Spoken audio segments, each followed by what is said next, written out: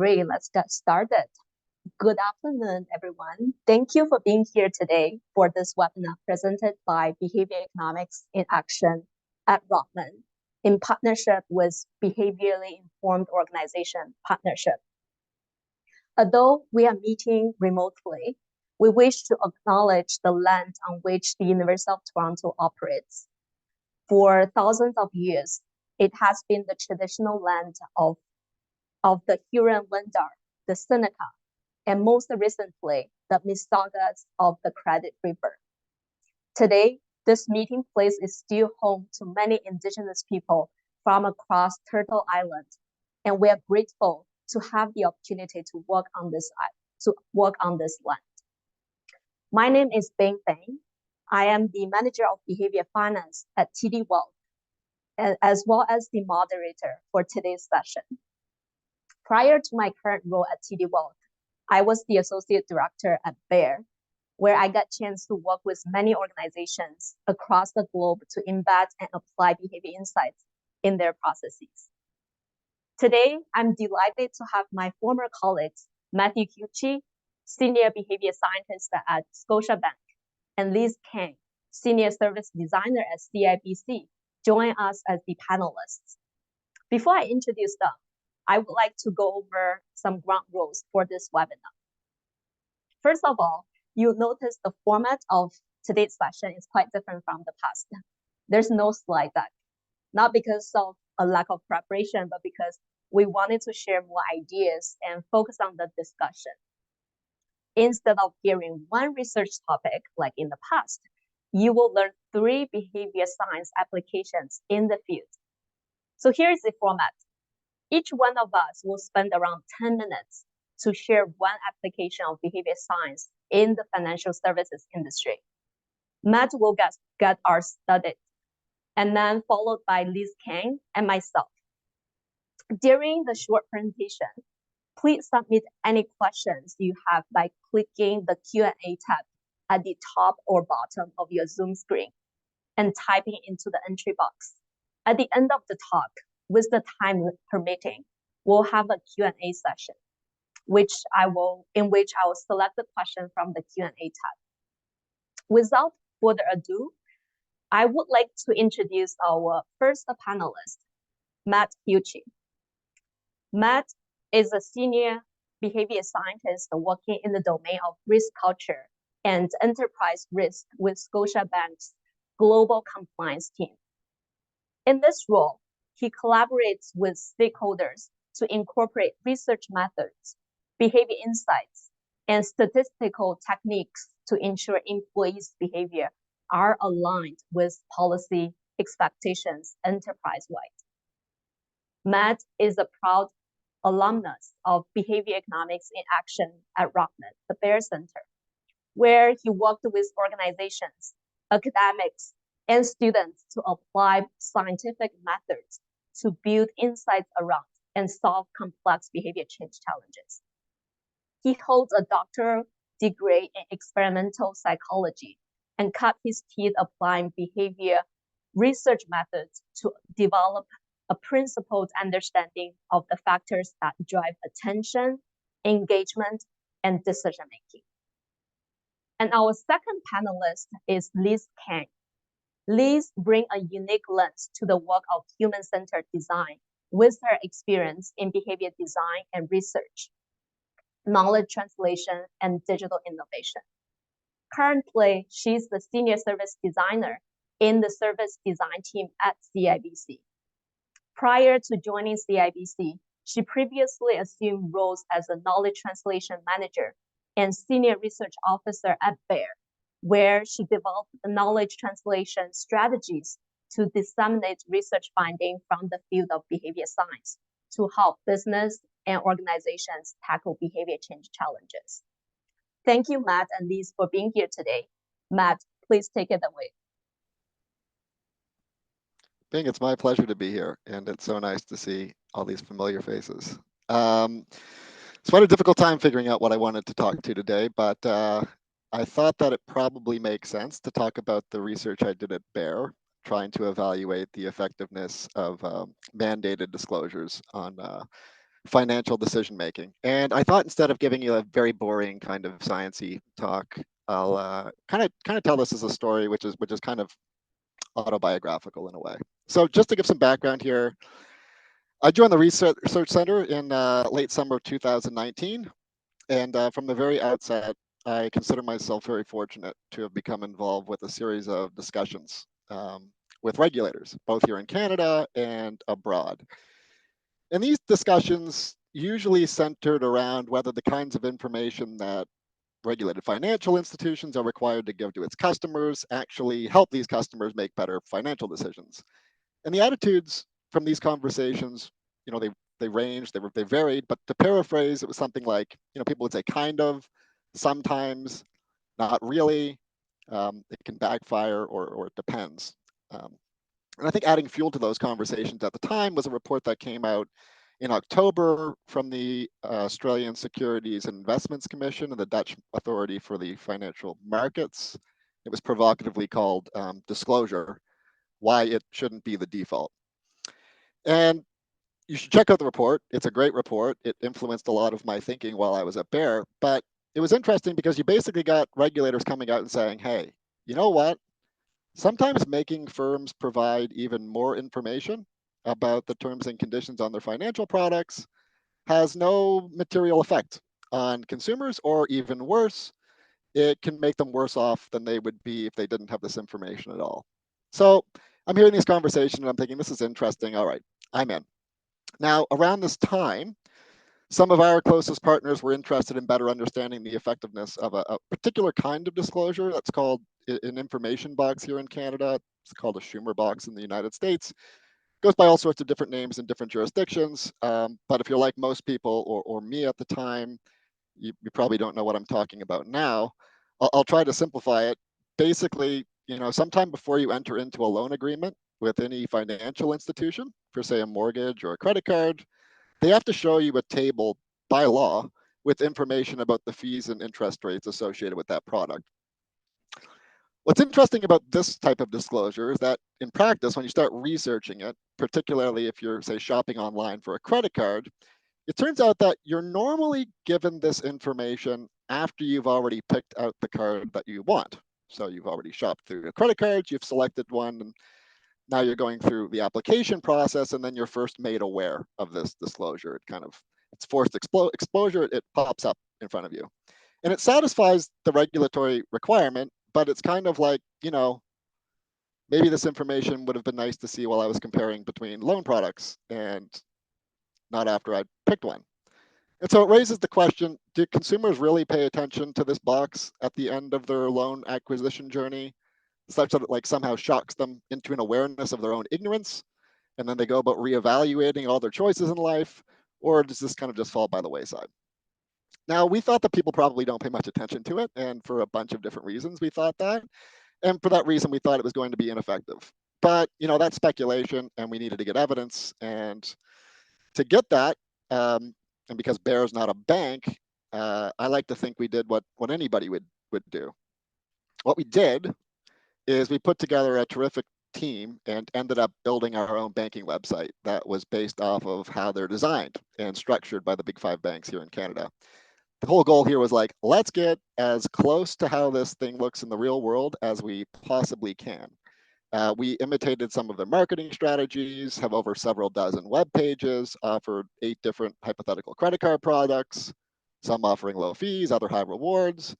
And we've got the whole credit card application process baked into it, including where that summary table that's required by law usually appears during the application process.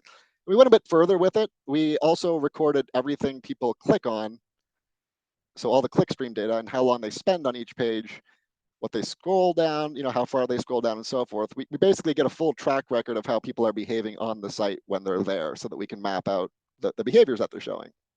Now, this was a major undertaking. It took quite a while to do it, despite the fact that we had absolutely extraordinary people on the project. But now that we had the infrastructure, we could set up the experiment. And I'll talk about it in broad strokes. The way this basically works is that we advertised and opened up our imitation website to age of majority Canadians and Americans. And we said, look, come to our site, We're going to give you a hypothetical scenario where you're going to rack up about $1,000 of credit card debt each month, and you're going to revolve the balance. And your goal while you're here is to find the card that we're offering that's in your best financial interest over this lending period.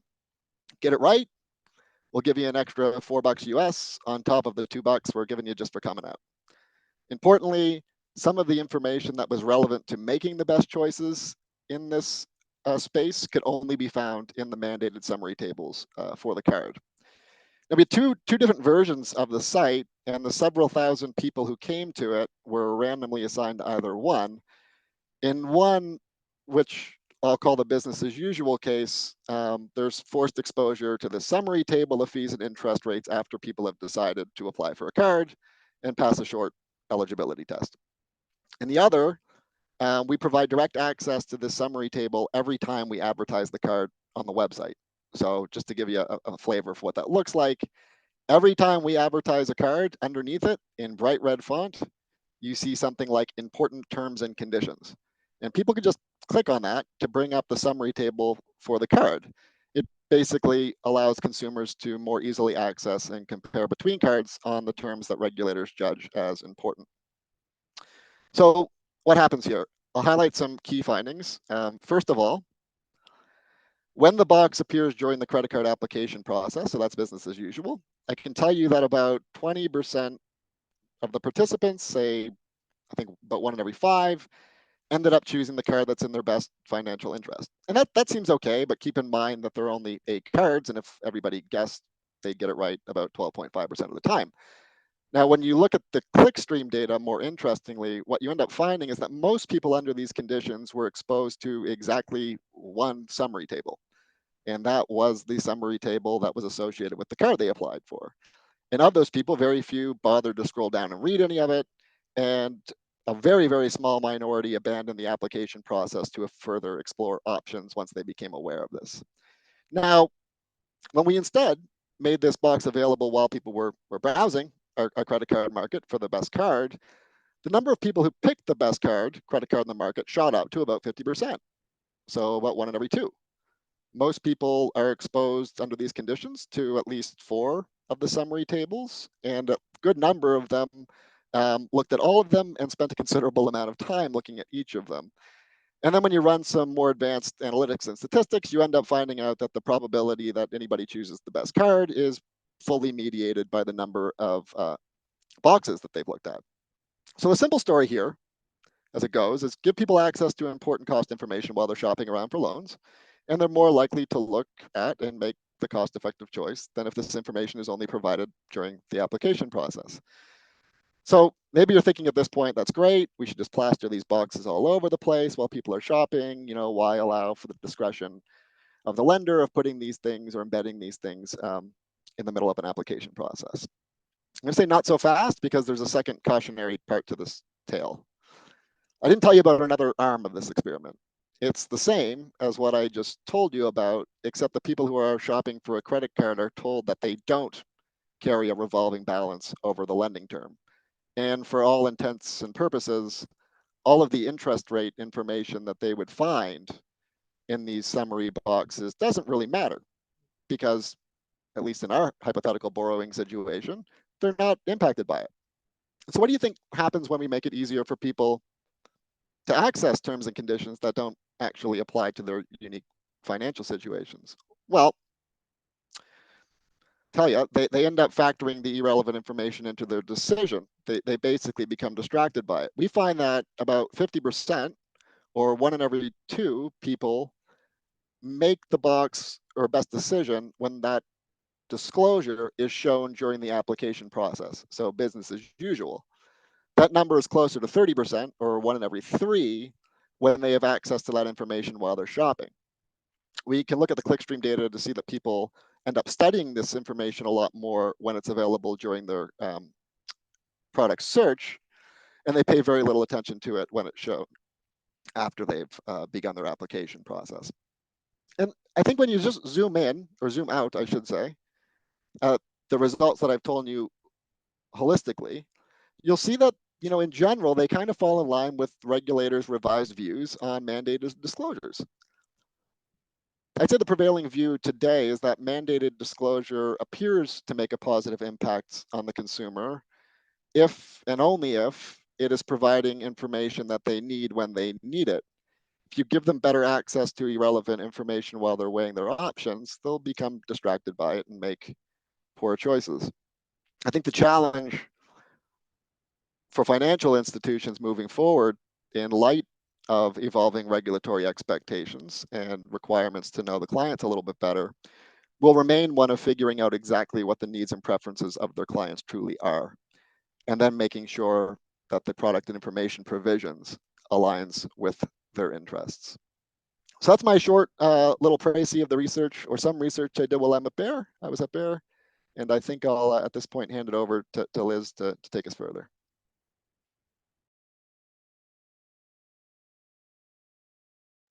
Well, thanks, Matt. As Bing mentioned, I'm a senior service designer on the service design team at CIBC. We're a small but mighty multidisciplinary team, which is basically like an internal consultancy within the bank. So we work with a variety of teams and departments at CIBC, solving problems and designing solutions for our customers and as well as for our own employees. For example, a product team might come to us and say, hey, we're rolling out this new product soon, and how can we increase the uptake and make sure that delivery is smooth? Or a call center team might come to us and say, hey, we have this tool for our agents at the call center, but the usage rate is pretty low. So how can we encourage them to use it? So we've been working on projects with our partners from product teams, client support team, fraud team. And in terms of what we provide, solutions, it varies, right? It all depends on what our research tells us. We, for example, could design a physical products, like some artifacts in our banking centers, or we could design a digital products like web pages, web portals, or we could design the experience of the people using the product or service. So in service design, for those of you who are not familiar with it, we use holistic end-to-end approach to identify problems and design solutions for the people who are most impacted by them. For example, in UX, we look at users' experience in engaging with a product or service, right? So if you think about a typical user journey, for example, in UX, the journey illustrates the relationship between a product and the person using it, like how this person thinks, feels, or does. Whereas in service design, that journey expands, right, to consider all the other before and after factors, and as well as behind the scenes structural factors as well. So for example, what would our users do before they engage with this product or service? Where do they use this product, right? How would they find this product? Is it through online or offline? And do they interact with any other people throughout the journey? And does this product require any technical knowledge in prior to engaging with this product? And what kind of systematic or tech support is needed from the back end throughout the journey? So considering all these contextual variables that are beyond the product design itself is what service design methodology tries to address. With all the potential physical, mental, and technological barriers that our users may face, we would ask ourselves, are we creating solutions that solve the right problems, right? How can we reframe a business, a technical question that was initially given to us by our partner, into a more human question? And in terms of my role on this team, as a Bear alum, I try to bring a behavioral lens to my work. So when you think about a typical behavior change process, as we all know, our famous anatomy of behavior change project by Bear, we start off with conducting the primary secondary research to understand the context and the landscape, and then we deep dive into our users, right? Mapping out a user journeys and identifying bottlenecks and design interventions, test and learn, right? And the approach that our typical service design project takes is pretty much similar, because at the end of the day, they're all stemmed from the same human-centered design process. Like, we empathize with our users, define the problem, ideate on solutions, like prototype and test and reiterate. So I've been trying to incorporate insights from behavioral science to make that process more rigorous and stronger. So for example, as we conduct landscape analysis to understand our users and identify bottlenecks, like barriers and pain points, I would put my behavioral science hat on and look for behavioral barriers or biases to help us understand like what are some underlying psychology behind our users' behavior in their current state journey. And as we design interventions, I try to incorporate some nudging concepts so that those barriers are addressed by them. So for example, like using fresh start effect to address the status quo bias, using salience to address limited attention span and a cognitive overload, things like that. I won't go into like details of my work, but what I do want to highlight here and always try to be mindful of is that, as we all know, there's no such thing as nudge store where we go pick and choose a nudging concept and just use it. Context matters, and like the solutions and what nudging concepts to use very much depend on what our research tells us about our users and the environment that they're in. And we can only find out whether our hypotheses and solutions actually work or not through testing. So yeah, that's me trying to embed insights from behavioral science to the human-centered design methodology in practice. Happy to chat more, and I'll hand it back to Bing. Thank you, Matt and Liz, for the great insights. So in the next few minutes, I'm going to share a project I worked on a few years ago when I was at Bear. But this project was still kind of like relevant and related to what I do at TD Wealth. It's basically around the topic of intention action gap in the financial planning process. Before we get started, I would like to take a minute to acknowledge my former colleagues at Bear, Eric Singer, Gina Kim, Patrick Rootney, Dilip Soma, and Melanie Kim for their contribution and support to this project. So back onto this project. It was conducted back in 2019. So the data, when we look at nowadays, it might look a bit outdated. But back then, we knew that roughly around 40% of Canadians feel a lack of control over their financial future, and many feel very overwhelmed with their financial options. But at the same time, people all understand the importance of financial planning and budgeting. And in fact, many people use budgeting tools provided by their banks or government to help them to get started on the process. And others rely on their financial planners or other specialists working in the field to help them with their major financial decisions. So in this project, we used qualitative research and interviewed both financial planners and consumers of major banks in Canada to understand what's preventing people from taking actions in the financial planning process. We first defined the intention action gap. So the intention action gap is basically a disconnection between what people intend or plan to do and what they actually ended up doing. In this project, we found there are two types of intention action gaps. Gap one exists when many potential clients who wanted to have their financial plan created, but they fail to do so. So they never get started. And gap two exists when many clients who get their financial plan written, but they fail to implement them. So those are the group of people who actually took time to meet with their financial planner, sit down with them, discuss their goals, priorities, and their retirement plan. And their financial planner actually took time to create the plan, to walk through the plan, and then develop a concrete steps for them to take actions.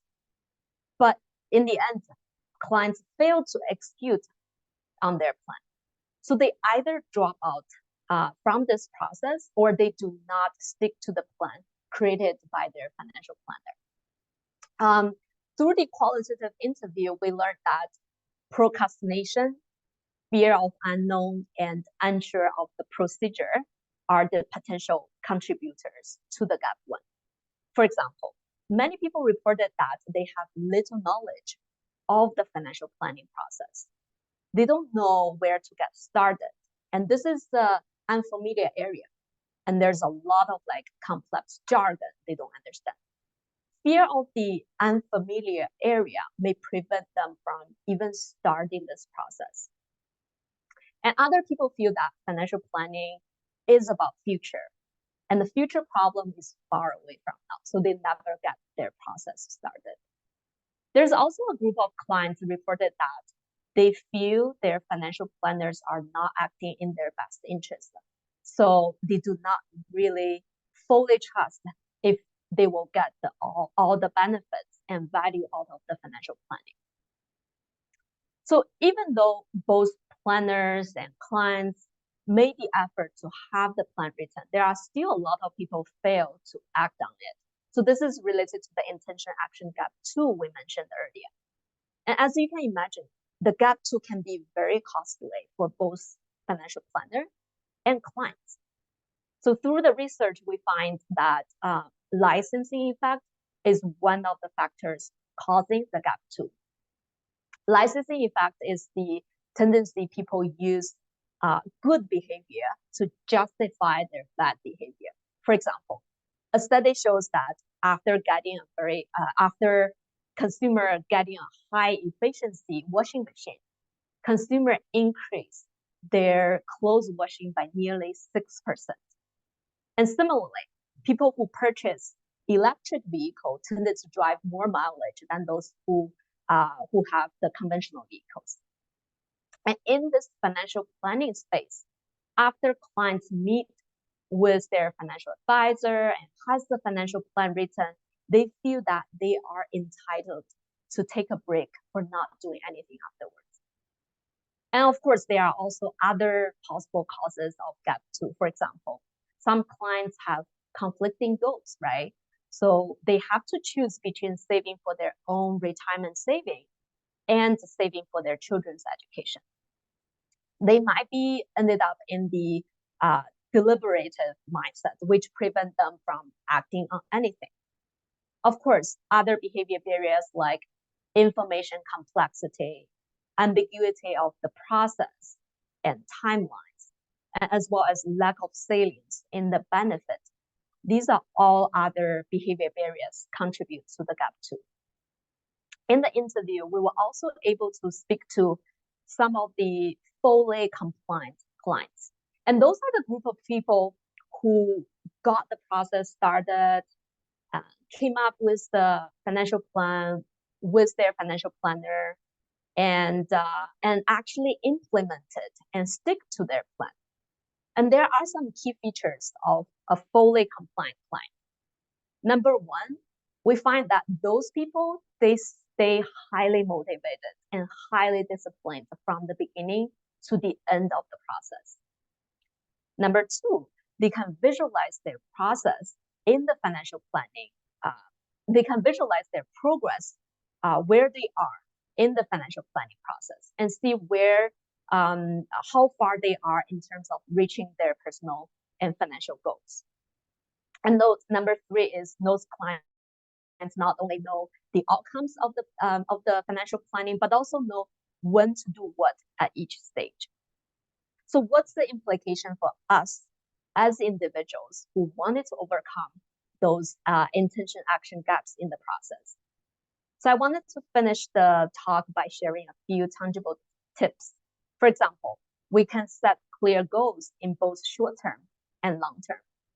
We can rely on specialists and work with our financial planners to develop a comprehensive financial plan. We can set up automatic transfers or savings or investment accounts to overcome the procrastination we mentioned in those two gaps. And we can also set aside time to review our financial situation from time to time with our financial planner in order to make necessary adjustment. And one last tip I wanted to mention is that the new year is fast approaching, and many of us might have heard about the fresh start effect. And it might be the best time for us to reset our financial goals and refresh them. Use the fresh start to tackle the intention action gap. So that's the end of my presentation. So in the next 22 minutes or so, we will we'll focus on the Q&A. Again, if you have any questions for any of the panelists, feel free to drop them in the Q&A tab. Just waiting for Matt to turn on his camera so we can get started on the Q&A. Awesome. Again, thank you again, Matt and Lise, for being here today. And I actually have a few questions prepared. And then one question, it's kind of like related to all three of us, like experience back at Bear. So although we started our career very differently, right? Somehow our paths just like crossed at the University of Toronto, the Bear Research Center. And now we are all ended up working in the financial service industry. I was wondering, could each one of you share your career journey with the audience? Where did you get started? How did you get into the field of behavior science? And how did you transition from academia to a behavior scientist in the financial institution? Mine is a bit long, Matt. You want to go first? You're long. Uh-oh. I thought I was long. I'll try to make it short and sweet, I guess. Yeah, definitely started in a different place probably than most people in the call. My career, I guess, starts in 2005 when I was an undergraduate student at a small school in Antigonish, Nova Scotia called St. Francis Xavier University, where I did an honors degree in psychology, and I got exposed to my first experiments on attention. The question that we had at that time was whether or not you could split attention across two non-contiguous regions simultaneously. So can I pay attention to two places in the environment at the same time? From there, I ended up, going to Dalhousie University in Halifax. I got a master's degree in science and experimental psychology, and then later a doctoral degree in experimental psychology. I spent that time and actually several years after at the University of Toronto, mainly trying to understand the human mind through highly controlled and paradigmatic laboratory experiments. And I love that time. I love the labs, and for many reasons I still do. Like, where else can you find better internal validity than in a lab? But I think over time I started questioning the external and ecological validity of the laboratory approach that, in my opinion, still dominates the field of psychology today. And I think I kind of just, if anybody on the call knows the famous cognitive psychologist Ulrich Neisser, I feel like I just started having thoughts very similar to him, and you might be able to look him up and know what I'm talking about. So I wanted to expand my horizons by getting involved with field research. I figured that the skills of a scientist transfer pretty easily enough, though I later found out that the analytical strategies are more sophisticated in the real world because there's more variables that are not directly under experimental control, and the marketing and branding of results is quite different. But I didn't know what I wanted to get into, exactly what field of research I wanted to do, but I knew that Bear was doing a lot of it across a lot of different domains. And so I thought, oh, there's a very awesome opportunity to try to make this transition. And I consider myself even now to be very fortunate that Dilip and the team took a chance on me. And then I was supervised by a very keen student of financial decision making in Dilip Soman. And so, his knowledge and passion really rubbed off on me, and I quickly found myself reading extensively on the topic of financial decision making, started concentrating much of my own research around it, and started bothering anybody in the school who was willing to talk to me about it. Plus, many partners on our Shirkrand at the time were operating in some sort of financial space. So I was just getting tons of exposure to how people are thinking about financial decision making and the role that science plays in it. So I didn't really plan it this way, winding up at a bank the way I did, but the die was, I'll say, cast, as they say. While I was at Bear, I wanted more and more to have access to the systems and data that our financial partners had. To me, it looked like they were having a great time, and I wanted that. And for that, I thought it was very important for me to try to join them when the opportunity arose. And so as soon as I found out there was an opportunity at Scotiabank, I was very excited and remain very excited to be a part of that. Awesome. Liz? Cool. Yeah, so I thought mine was long. So I did my undergrad at U of T, and when I was going into my second year, I got an opportunity to work for DILIF as an RA, and there's actually a story behind it. So I had this friend who's now one of my best friends, and at that time, she was working for DILIF as an RA and TA, and she was in her final year, so she was basically like was asked to like find her replacement, right, like before she graduates. So I guess she looked around her, and then there was me, like sad little undergrad student who'd love to have a paycheck. So that's how I met Dilip. Back then, I didn't know much about him, or to be honest, as well as the behavioral economics in general. So I started working with him. I helped him with his like research activities, and I also TA'd his like behavioral economics courses at Rotman. And when I was in my final year, when I was about to graduate, around that time, Bear was like about to be born as an official center. So he asked me whether I want to join as a full-time staff, and I said yes. So that's how I basically like started my career in the behavioral science space. So at Bear, I was fortunate to work with amazing group of people like faculty, academic researchers, as well as partners from the industry, governments, nonprofits. That's how I met Bing and Matt. Good times. So I spent about 6 years at Bayer, kind of exposing myself to that like rigorous behavioral research, design, and testing environment. And I realized I'm like genuinely interested in how humans behave and like their motivation behind it. And I always try to ask this question to myself, like, how can we design a product or service that is easy to use and like friction free so that we can help people live better lives? And at the end of the day, I was interested in like seeing how my kind of like human-centered design, human-centered solutions could influence like their behavior in the real world. And that's when I kind of started being on the lookout in terms of my next career move. And there's this job post on LinkedIn that Dilip actually forwarded to me. It was the senior service designer role at CIBC. So I got connected with my hiring manager at the time, who's my former senior director on the service design team. And I actually found that there's like a lot of similarities in terms of the approach that service design and behavioral science take when it comes to like approaching a problem. So I really liked it, and I got the job, and here's me. It's been a little over a year since I joined this service design team, and it's been great. Awesome. I can be brave. So my career, I was actually trained in economics, and then I first started working in public policy sector for a few years, and I was looking for a career switch.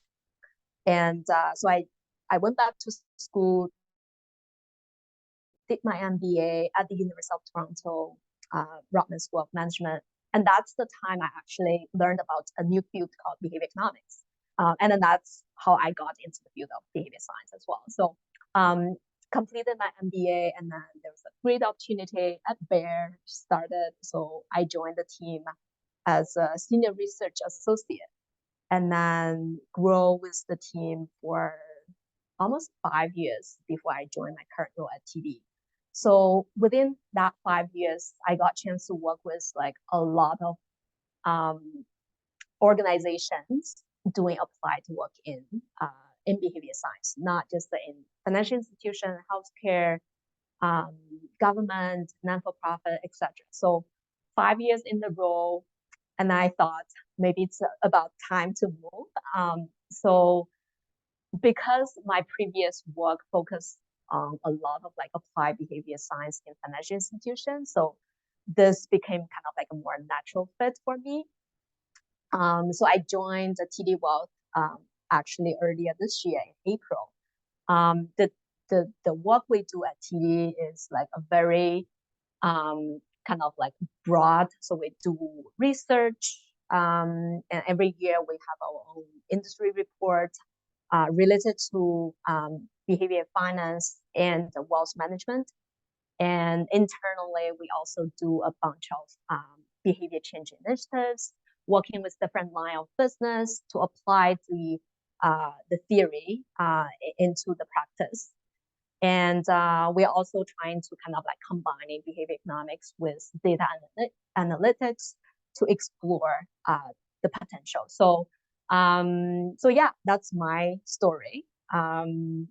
We all kind of like, it seems like it's not as planned, but somehow we all ended up working in different color of the bank in Canada. Anyway, so I saw there's one question from the audience, and let's see. So there was one question from Jasmine asking about what do you think some of the gaps are in the financial industry that behavior science can answer? I think like maybe I'll put the question in the different way. We know there has been a lot of like great interventions and case studies of using behavior science to influence people's financial decision, right? Maybe I think each one of us, we can provide one full example of successful application of behavior science in the financial service industry. Liz, do you want to get started? Sure. So there's this famous study done by Hirschfeld and his colleagues where they increased people's saving behavior by showing them the age-progressed renderings of their future selves. As we all know, like many people fail to save what they'll need for retirement, including myself. Because of the present bias, we overvalue immediate and tangible rewards relative to long-term benefits. So in this study, the researchers showed people how they'll look like when they're like 7 years old, like 7-year-old version of them.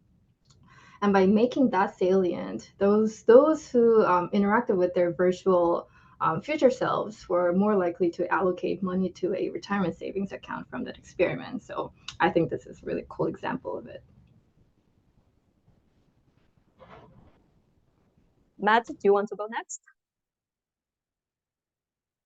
Sure. I mean, it's a really good question and a really tough question. The cop-out answer is I don't think we're ever in a situation that we've ever quite seen before. So uncertainty is more the norm than it is the exception. And so almost all of our circumstances provide unique opportunities to understand things in ways that we never could before.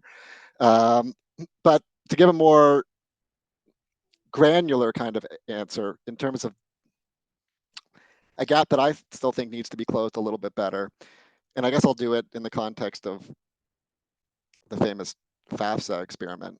I still think that in financial services, in general, thinking back on my time at Bear, there's still tremendous opportunity to leverage the data, the client data that the firms have on hand to make the processes of applying for things and gaining access to products a lot easier.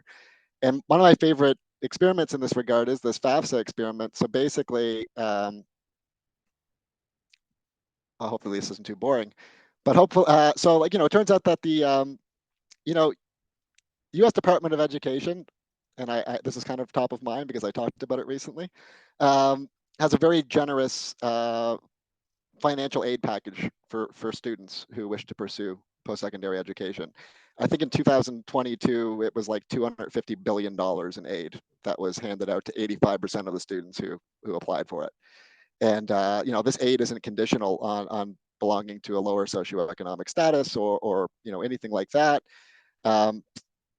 It's basically for everybody, for any student who has aspirations of advancing their education.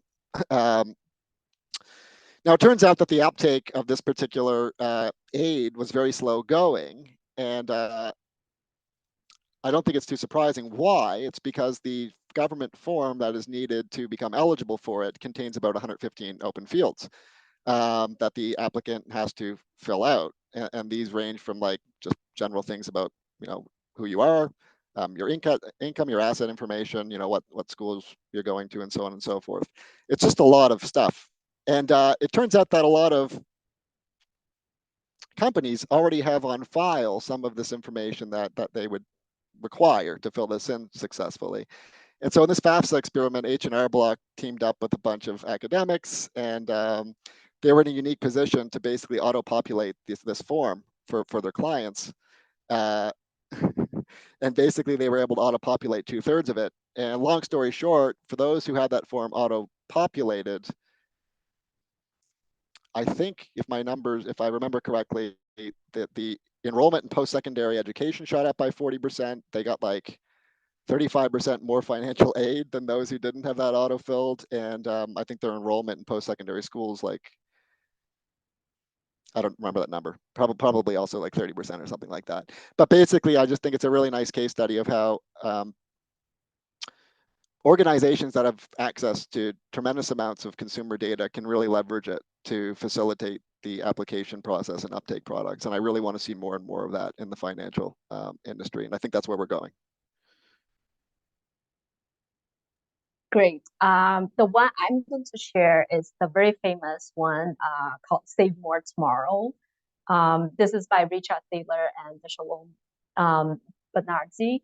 And I checked their website yesterday, actually, and then it seems like it has been helping over 15 million Americans to set aside money for their retirement. So the Save More Tomorrow, basically, it's an intervention. They utilize like 3 key components. So one is to help people to avoid the present bias. We all know that when you ask all the employee, all your friends, people, do you want it to save for your retirement? Everyone will say, yes, I wanted to save more.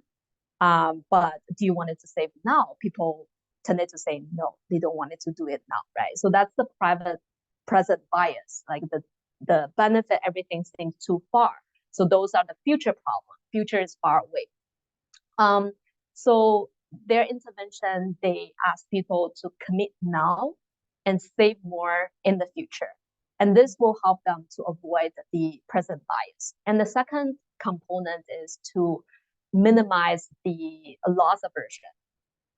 So what happens is, like, instead of like asking people to just contribute from their regular paycheck, it utilizes the time when, for example, when people receive bonus, year-end bonus and benefits, or when they receive a future pay raise, those additional money will go into your savings account. So it ends up your take-home money pay is never decreases, right? So people feel less pain, less on the loss aversion pain.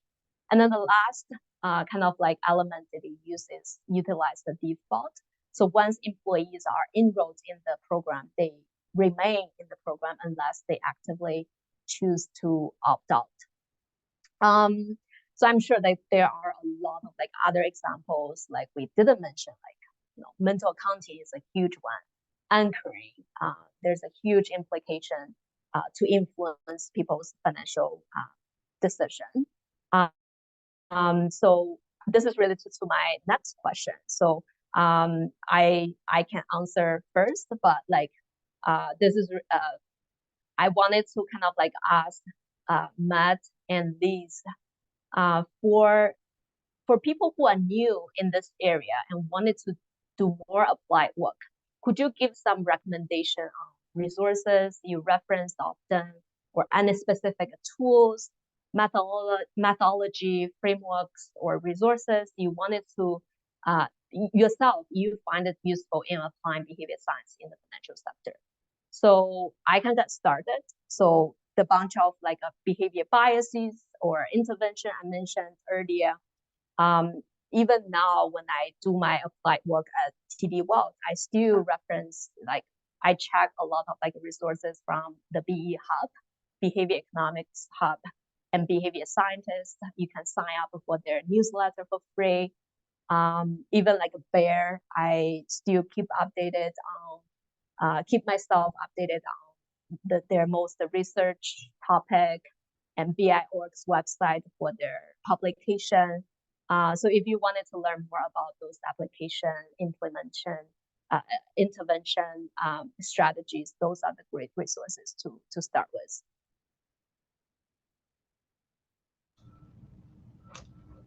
For me, the tool I wanted to introduce is the barrier identification tool based off of the COM-B model of behavior change. This tool is developed by the Behavioral Insights team in the UK. It's designed to like identify potential barriers to our desired behavior, and this framework has like 20 to 30 like possible barriers like described in individual like card format. So things like lack of attention span, like lack of prompts and environment, lack of like time and resources.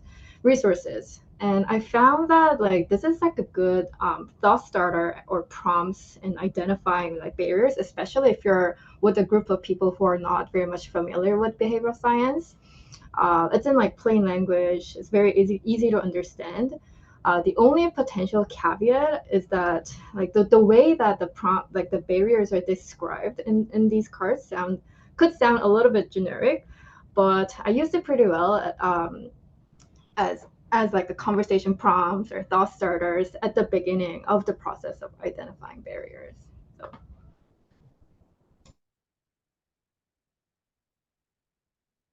Matt, anything to share? That's my cue. Well, yeah, I mean, I might be a little bit biased since I taught behavioral economics with Julie in-house, but my thinking was deeply influenced by a lot of the materials that came out of the Behavioral Insights unit here in Ontario, which are based in many ways on some of the original content from the Behavioral Insights team. I would recommend, if you have an opportunity to get your hands on the workbook that the Ontario Behavioral Insights unit put together, that would be extraordinarily helpful for you, as it was me. They go through the test methodology there and a series of frameworks to help contextualize how you operate in that kind of space. My boss, Mike Tracy, recently exposed me to a new framework / workbook.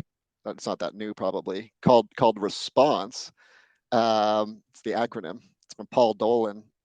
You can look it up online. It's another very useful way of working through with clients the process of identifying barriers and coming up with strategies for influencing them, and so on and so forth. If you're just looking for, like, common biases and heuristics that you'll find in behavioral economics, the end of the BE guide is normally published annually, normally provides a good list. I think the Decision Lab also provides a pretty extensive list of common biases and heuristics. Also, just to add on to Matt's comment, the Behavior Insights Unit and the Government of Ontario recently published their biannual report, and I found it really useful. There is like a really good examples of the projects that they've done using those behavioral insights. So I highly recommend to check it out. Great. So we have another question. It's actually by Dilip. He asked, for all panelists, the fact that the behavior science has value is not debatable. But given your experience in financial services, what do you see as frictions in the adoption of some of those ideas by financial institutions? Put differently, if behavior science is so great, why isn't everyone in the financial services industry using it? I have like a 2 quick thoughts. Like, feel free to chime in or jump in, Lisa, at any point. So I think one thing is related to the status quo biases. It's not just as human, as like organization as well, right? So like for embedding or implementing anything new idea, new concept, a new area of behavior science, like there's always like psychological kind of like a barrier of like switching from A to B, switching from not doing behavior science to doing behavior science. So we all have status quo biases, and then as an organization as well. So that's one thing I think that's preventing, not every financial institution is doing that. And the second one, I think it might be the reason is that, like senior buy-in. This is actually not so true for just a financial institution, for any large organization. So there's always like, change management, new structuring, and new reporting system and stuff. So I feel like to get the organization level to fully apply behavior insights, we do need to get like a senior buy-in. But with this, constantly restructuring or changing management, everything, this can be a friction of preventing them adopting. So not just on financial institution, like any large organization I work on, I think that's one thing. Yeah. Same thing. We're not just like financial institutions, but like in general, like large organizations. From what I've seen and what I've heard from others, like this one came up a lot, which is like people sometimes consider behavioral science as a tool to a very specific like design problem, like a quick fix, not as like a lens to approach the problem more holistically as a whole. Like sometimes behavioral scientists are introduced to a project like too far down the road where they're already at a stage of kind of like designing something and just want to use some like nudging tactics into their design decisions. I know Michael Halsworth talks about this in his like manifesto for applying behavioral science. For those who haven't read this, I strongly recommend. And there's actually a webinar session from there where Michael himself explained about it and how to address this. So yeah, check that out. Matt, use one sentence. We're over time, so 10 seconds. Broadly, I'm not going to say anything psychological, and this is actually based on my experiences at Bear. I think the simple answer is that organizations differ considerably on their data measurement and storage capabilities. It's really complicated for behavioral scientists to operate effectively when organizations' measurement databases are sparse and they're not measuring a lot of relevant things that are oiled to behavioral scientists. You don't have it, it's really hard to get anywhere. So yeah, measurement capabilities and database management need to probably improve in a number of different organizations for it to realize its full potential. Awesome. Thank you both, Matt and Lise, for leading our webinar today. A full recording of this webinar will be available on our website by clicking the site tab labeled Events, and then clicking the subtab called Bear Webinar Series. The next Bear webinar will be on February 27th, and we will hear from Alex Henderson from PwC Canada. Thank you all for attending. You can exit this webinar by closing your Zoom screen. We'll see you in the new year. Bye. Thank you. Bye.